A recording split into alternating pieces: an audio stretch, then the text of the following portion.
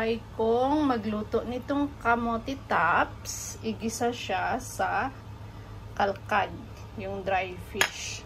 So, ayan, ready na. Simpleng ulam. First time ulit. Luluto ako. Ito, gagawin kong garnish. Mamaya, itoppings ko siya. Sa taas. Hello everyone, this is Camille 82 Vlog. So, ayan mga langga, magluluto ako nitong kamote tops, tapos lalagyan ko siya ng palingon kung sa Ilonggo pa, kalkad. Hindi ko alam kung ano to sa Tagalog. Ano ba to sa Tagalog nga? Hindi ko, ano, basta, yun. Tapos, sabi ni Sisi Betty, ayan, sabi ni Sisi Betty, shoutout sa Sisi Betty, igisa ko lang daw sa garlic, pero syempre hindi ako sanay, mas gusto ko kasi may sibuyas, at lagyan ko rin ng garlic. Ayan, shoutout Sisi Betty. Actually, itong, ano, first time ko din itong lutuin talaga. So, si Sisi Betty nagbigay ng idea. Kasi yung talbos ng kamote, ang ginagawa ko is, nilalaga ko lang, tapos, tawag nito, nilalagyan ng, kumbaga insalada ko lang ba. Sabi niya masarap daw igisa, lagyan ng oyster sauce. So ayan, so first time ulit, o di ba? Puros first time ako. Basta. So ayan, first time kong gawin ulit ito. Pero igigisa ko muna yung kalkal, yung dried fish, maliliit ito. Yung sa kanya is hipon. So try ko kung anong resulta nito.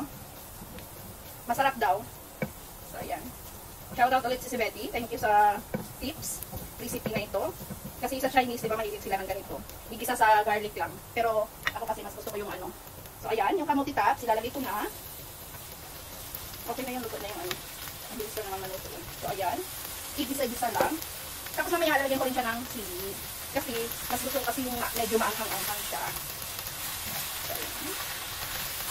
Usually dito, nilalaga ko siya. Ito, tapos lagyan ng kamatis, sibuyas, ganyan, ensalada. So this time, i-try ko yung sinasabi mo si Betty kasi masarap daw. Shout out sa iyo, Bet Kitchen Only. O, diba? Siyempre, ang pinagbabawal na technique. Ayan. Konti. Tapos, lalagyan ko rin siya ng konting oyster sauce. Oyster sauce. Ayan. And, mix, mix, mix. So, ayan, I will wait hanggang sa maluto na siya. Nadarating ko lang pala galing trabaho, tapos ayan, nagpalit ng damit, at luto agad kasi pang lunch. So, ayan. So, tatakpan ko muna para maluto yung kamote tops. So, ayan na mga langga. Ilalagay ko na rin itong sili ko kasi mas gusto ko yung may anghang. Ay, ang bango. Ay, parang masarap nga. Parang kangkong lang din. Na ina-adobo. Pero ito, isutay mo lang, igisa mo lang. Wow, may ulam na akit. So, diba? Sige. We'll see later.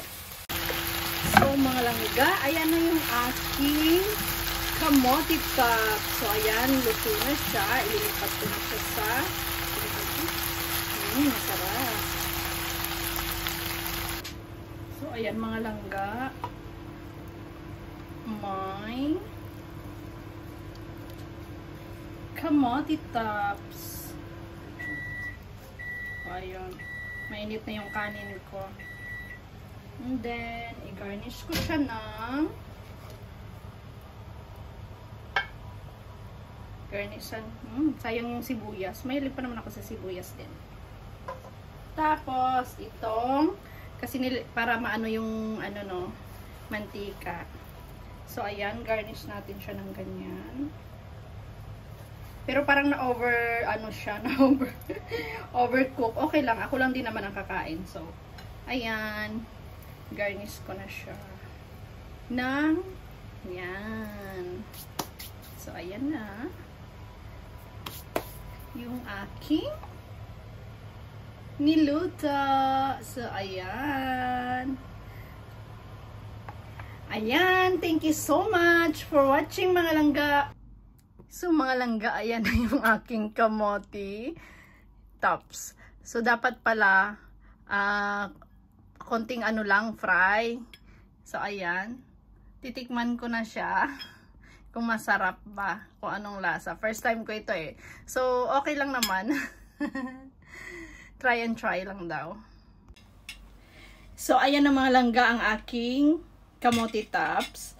So, itatry ko siya. First time ko ito. Sabi ni Sisi Betty, dapat flash fry lang daw. So, syempre, first time, try and try lang para mag-succeed, diba?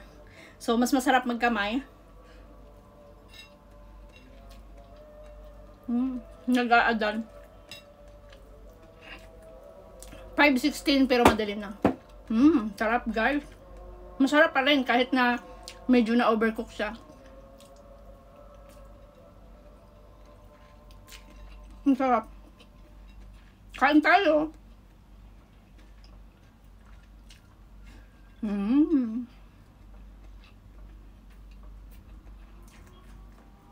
So, ayan. Thank you so much for watching, mga langga. Shoutout si Betty. Bet Kitchen Only. Shoutout sa'yo. Masarap siya. Next time, ang gagawin ko is yung sinasabi mong flash fry. So, next time yun ang gawin ko. Siyempre, first time ko, no? So, ayan. Konting kanin. Tapos, konti lang siya. Kasi tinikman ko lang naman. So, ayan. Sa hindi pa naka-follow, please follow, comment, like, and subscribe. Bell all na rin para ma-notify kayo sa mga bago kong upload videos. Thank you so much, Malangga. And thank you for watching. Thank you for the love and support. I love you guys.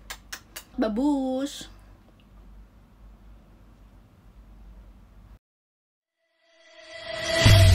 Yeah, you already know. We roll.